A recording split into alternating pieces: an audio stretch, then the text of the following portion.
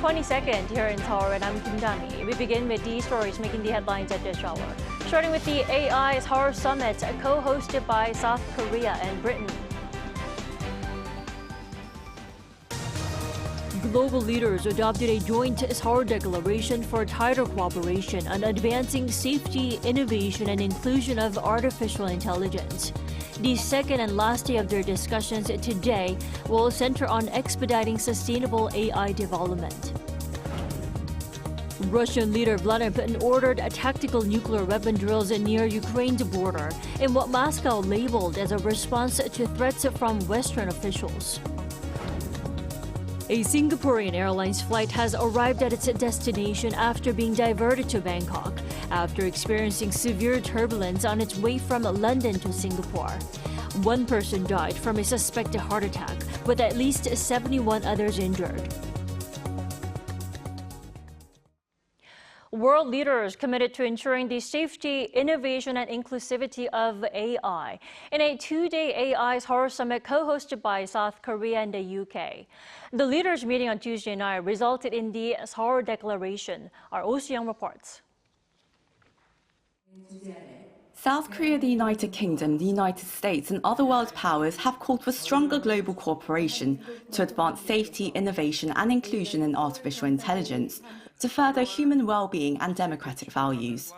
This came in a joint Seoul declaration following the AI Seoul Summit, co-hosted by South Korea and the UK. On Tuesday evening Seoul time, President Yoon Suk-yeol and British Prime Minister Rishi Sunak chaired the first closed-door session online, attended by the leaders of the Group of Seven Nations and Singapore, and the Vice Presidents of the United States and the European Commission. In his opening remarks, Yoon said that given the hyperconnectivity and borderless nature of the digital space, the world needs common digital norms to first ensure the safety of AI, minimizing the potential negative impact on societies and protecting well-being and democracy. He also called for free and open innovation to stimulate economic growth and tackle global problems like climate change, as well as to ensure all people benefit from the technology. Such points were reflected in this whole declaration reached by the participating countries and Australia. That document calls for enhanced cooperation on governing AI to mitigate risks, while promoting democratic values, human rights, the rule of law, and fundamental freedoms. It also raises the need for policy and governance frameworks that support socio-cultural and gender diversity, contribute to sustainable development, and help bridge the digital divide. To increase the shared understanding and design of such frameworks, a separate Seoul Statement of Intent builds on previous commitments to strengthen global research collaboration on AI safety. The two-day Seoul Summit is a follow-up to the first AI Safety Summit held in England's Bletchley Park last year, where 28 governments recognised the significant challenges posed by AI, including in cybersecurity, biotechnology, and the dissemination of misinformation. While 10 countries this year and the European Union adopted the Seoul Declaration, President Yoon noted that it was reached by the heads of state and government, representing an upgrade from the previous ministerial agreement reached at Bletchley Park. It also expanded the focus from AI safety to include innovation and inclusivity. Recognising the need to engage the core developers of AI, the summit also included leaders of 11 IT giants, including Samsung Electronics, Naver, Amazon, Microsoft, Meta, and X, who agreed to adopt the voluntary AI safety commitments to prevent AI-related risks. Broader discussions are expected on Wednesday, with more countries, including China, attending the in-person ministerial session, alongside the AI Global Forum, to include a wider range of businesses and civil society. Oh Soo-young, Arirang News. So AI is becoming deeply rooted in our lives, which means it'll be pivotal that the technology is in good hands. Our An Sung-jin talked to some experts about how to achieve that. Artificial intelligence has been around for a while. Some believe that the use of AI can help them save time and allow them to focus on more important things. The tasks you enjoy doing, do those. The tasks you don't enjoy doing, find a way to get AI to help you. I think AI will be used even more in the future. It can help with things like research, tasks that are a bit tedious. According to Microsoft's latest report, 3 out of 4 people use AI in their work. In Korea, it's nearly 73%. AI is no longer seen as a technological disruption, but rather a force of transformation. One expert says that our use of AI, as well as the problems that derive from it, are inevitable. One is social innovation, and the other is an increase in productivity. That's why we use AI. It's good at things that humans were previously unable to do. However, as AI becomes more sophisticated and widespread, danger follows, such as deepfakes, loss of jobs, and privacy violation issues. The same expert added that as the use of AI accelerates, social consensus is needed to regulate it. There is a need for an international organization that can control the use of it, which establishes a social consensus between profit and privacy control for AI. Another expert agrees and also cautions how it's not merely about creating regulations. The easy answer is we write the law or the regulation to target the appropriate part of AI. But I think the better answer, the more complex, the key is making sure that the regulation is appropriately scoped. Our use of AI is only going to increase as it becomes woven into the fabric of our lives. But guidance and regulations are needed for its proper integration into our daily lives. 한성진, Arirang News.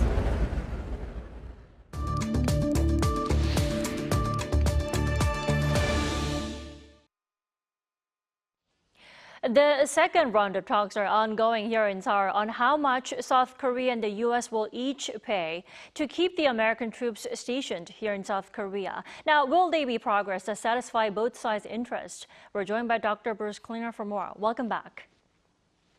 Thank you very much for having me. Thanks for joining us. First off, why is it important that these negotiations take place in the first place? I mean, why do the cost-sharing talks matter? Well, it's in U.S. interest to have our forces stationed overseas as a way of deterring opponents from trying to undermining peace and stability in the region. That said, there are costs involved with having our forces overseas. And so these special measures agreement negotiations with South Korea as well as with Japan are a way of determining an equitable sharing of the offsetting some of the costs of U.S. forces stationed overseas. The South Korea contribution doesn't cover all the costs, but it's a fair share of it. And then since the negotiations are over money, there's often contention as to what costs should be included and what percentage that South Korea should provide. Right, that's why talks sometimes, well, generally takes months to reach negotiations. And the two sides were probably focused on the details of the cost sharing. Yesterday, for instance, if a raise should be based on the inflation rate or an increase in their military budgets, how do these serve as a barometer for determining the cost? Well, if it's based on inflation, that's fairly straightforward. As the costs rise, then South Korea would pay a proportionate share of the increase in the price. If it's based on South Korean defense spending, South Koreans see that as unfair, is that the more they spend on their own defense, then that is also equating to a higher contribution to offset the U.S. costs. So many would see that a inflation-based increase would be more equitable to South Korea. Well, I know this is a quite tricky question. How much of a raise then will be appropriate or acceptable for both sides, Seoul and Washington? Well, that's certainly quite a matter of debate between the U.S. and South Korea. When I've talked to U.S. officials who negotiated previous agreements, they said it was a very long, arduous process for negotiations, a lot of discussion or disagreement or arguments over not only the cost, and determining the cost and which side would pay what, but also what items should be included. Sometimes there's a proposal that by one side or the other that things that were not included be included or removed. So in the past, it's generally been about a 6 to 10% increase by South Korea in each round of negotiations, which is usually a 5-year agreement. Right, and we all have to know that the reason the talks are taking place earlier than usual this time is that both Seoul and Washington are, mindful of the November presidential election, U.S. presidential election, when former President Donald Trump may make a comeback to the White House. Dr. Klinger, what's your take on this? Very much so. The negotiations usually start about 12 months before the before the agreement lapses. They're starting about 8 months early, and clearly both sides are concerned about the return of President Trump because based on the special measures agreement negotiations during his term, he sought to make a profit off of our service members stationed overseas, initially telling his negotiating team to get cost plus 50% profit. And after that, it was a 500% increase. The negotiations didn't come to an agreement, but then when President Biden came in, there was a very quick agreement with a, I believe, 13% increase by South Korean contribution. So I think they're trying to lock in an agreement prior to the U.S. election. But because they are very difficult, arduous negotiations, it's unclear whether they could reach an agreement that quickly. Right, and some experts that I talked to are worried that Trump may actually ditch the 2026 deal that will be drawn out soon if he does get elected. Is this a possible scenario? Will he actually do that when elected? Well, the president could try to undo an agreement made by his predecessor because it would be an executive agreement. That said, it'd be a standing agreement that was negotiated by both countries in good faith, and to abrogate it or try to reopen it would certainly be very contentious and cause a lot of strains in the relationship. So I think if they can reach an agreement that both sides see is equitable, hopefully that would then be a fait accompli for the next administration. All right. Thank you so much for your insight. As always, we appreciate it. Well, thank you for having me.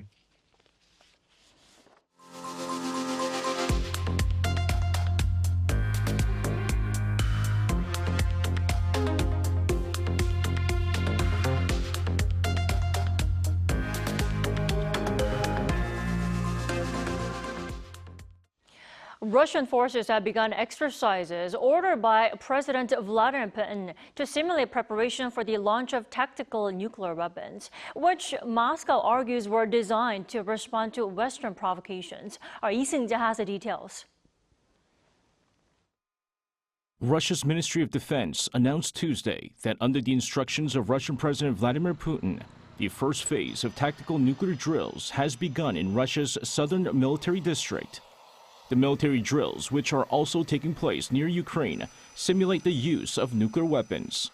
The move is a response to what Moscow says are threats from the West and a message not to escalate tensions any further. The ministry explained that the tactical nuclear drills include training using the Iskander short-range ballistic missiles and the Kinzhal hypersonic missiles, which are capable of carrying nuclear warheads.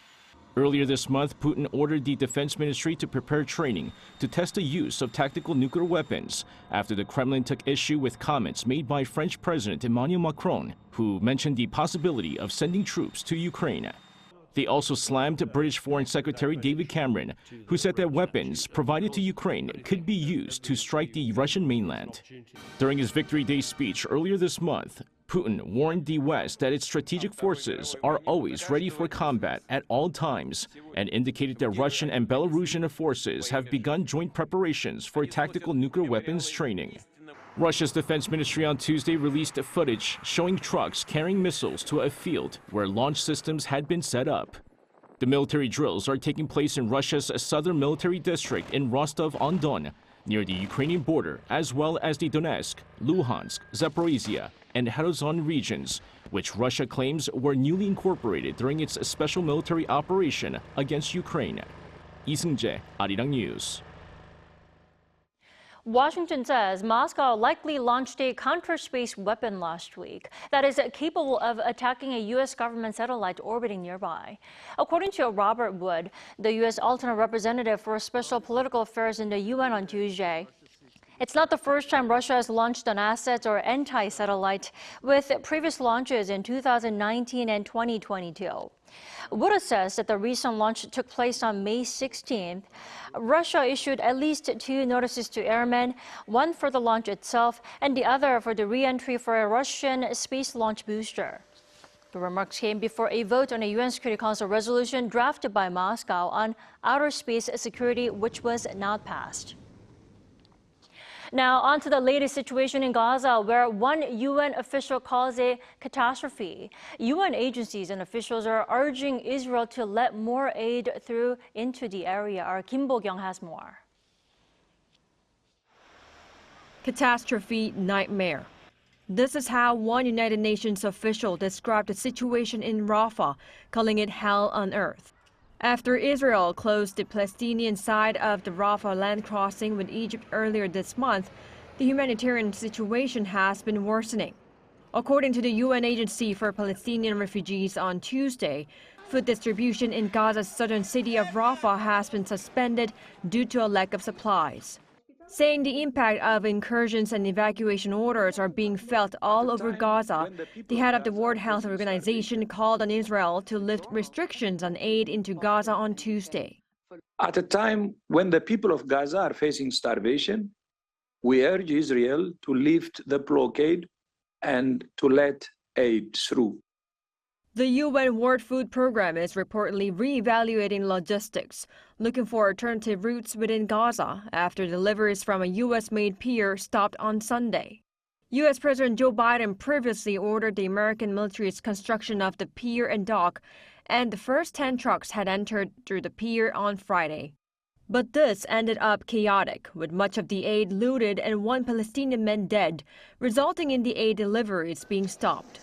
The WFP said that the pier project for delivering aid to Gaza may fail unless Israel starts providing the conditions the humanitarian groups need to operate safely. Meanwhile, Israel on Tuesday shut down the Associated Press's live camera feed as Israel claimed that the news agency was providing Al Jazeera with content. Israel's communications department returned camera and broadcast equipment it had seized from the media outlet after facing a backlash from U.S. officials and press groups. This comes weeks after Israel shut down Al Jazeera's operations in the country, citing a recently approved law that enables it to temporarily close 4 networks in Israel that are considered a threat to national security. Kim Bo-kyung, Arirang News. Soju is one of South Korea's representative liquors and is now making a bigger name for itself in overseas markets. Now, this time the focus is on a more expensive type of the drink set to hit the global market. Our Lee Soo-jin has this report. The buzz is in the bottle, and at this local distillery, it's a distilled soju buzz. From France's champagne to Mexico's tequila, there are countries that have their signature alcohol products. For South Korea, it's soju, which has been making a name for itself worldwide. The value of soju exports surpassed the $100 million mark for the first time in 10 years in 2023. But what's behind its growing global popularity? I think it was in K-dramas. Like, it's really good, and like they have different flavors as well. I had heard a lot about it through word of mouth. Like, my friend that I'm here with and my sister are very into the Korean culture. There are 2 main methods for producing soju, one that makes distilled soju, considered to be a more traditional variety, and the other is diluted soju, which is more commercially available in the famous green-tinted bottles. But local companies believe that it's a lesser-known distilled soju that will drive exports in the future because of its higher quality. We're currently exporting to 25 different countries and planning to focus on expanding these because we believe that demand for premium distilled alcohol will continue growing. One of the reasons causing the difference in quality is the type of raw ingredients that are used. Diluted soju is often made from imported tapioca, which is cheaper than distilled soju's locally produced rice that's steamed under pressure before undergoing 2 rounds of fermentation. And once the fermentation processes are completed, the distillation process is carried out, just once for distilled soju. On the other hand, diluted soju is made from a concentrate that has been distilled several times to increase the alcohol content. While higher alcohol content means that more soju can be produced from the concentrate, the numerous distillations cause it to lose its natural flavor, making the addition of artificial sweeteners necessary, unlike distilled soju. And here, the quality is further enhanced by preserving the soju in traditional earthenwares for 3 months to maximize the flavor. With local distilleries like this targeting consumer behavior that's shifting to rank quality above price, distilled soju and its traditional processing methods are expected to gain more recognition worldwide. 이수진, Arirang News.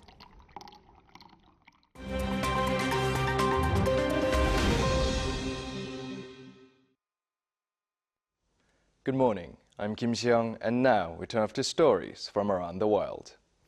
One person was killed and at least 30 were injured on Tuesday when Singapore Airlines flight SQ321 flying from London to Singapore was hit with severe turbulence, forcing an emergency landing in Bangkok.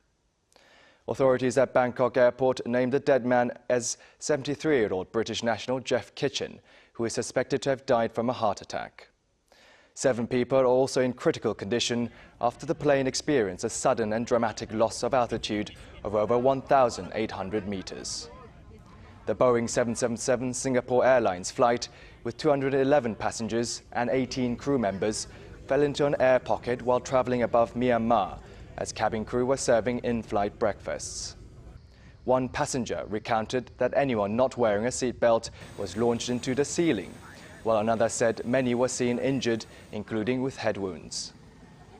The flight arrived in Singapore at approximately 5:30 a.m. local time. The airline said 79 passengers and 11 crew members remain in Bangkok, where they are receiving treatment.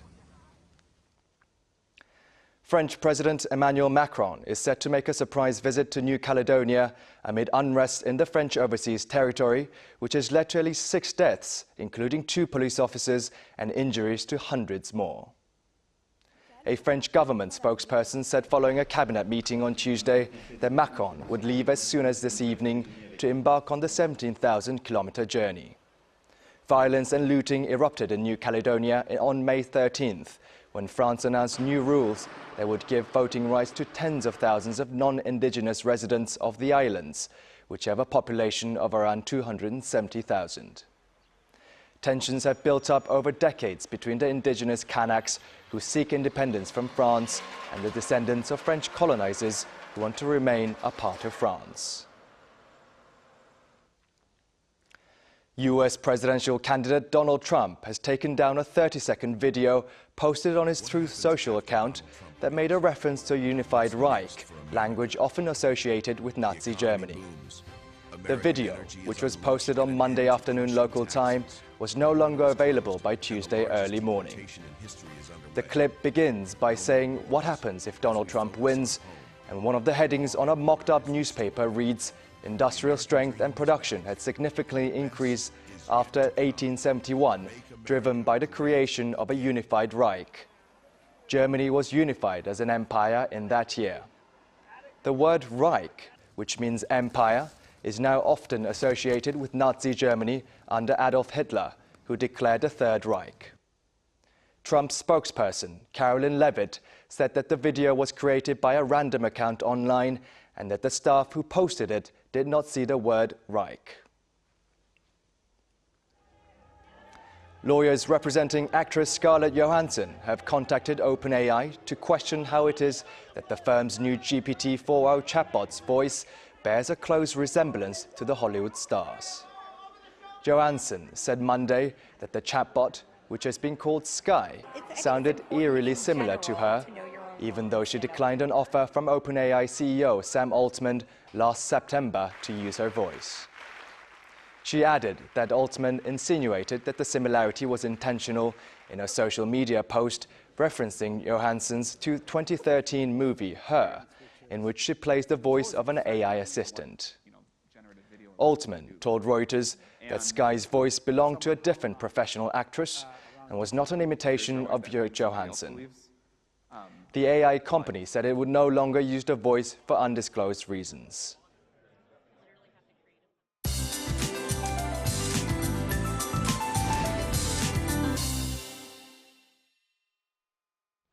Good morning. As the summer season is right around the corner, most places are experiencing a taste of summer weather in advance. It was a sizzling day in the capital under strong sunshine yesterday. The capital area gets slight relief today, but the rest of the country needs to brace for a big rise in highs even on the East Coast this afternoon. A hazy morning will turn much brighter with strong sunlight, and UV rays will be very strong pretty much everywhere except in Jeollado provinces, so sun safety is a must. Many health experts are stressing that unprotected exposure to the sun's UV rays can cause damage to the skin, eyes, and even immune system. These are inexpensive but wise and easy ways to stay safe from the sun. And most regions will have highs that are 1 to 8 degrees higher this afternoon at 29 degrees in Daegu, Daejeon, and Gwangju. Now, conditions should stay warm and sunny through early Sunday as nationwide rain is in the forecast for Sunday afternoon into early Monday. With that in mind, let's take a look at the international weather conditions.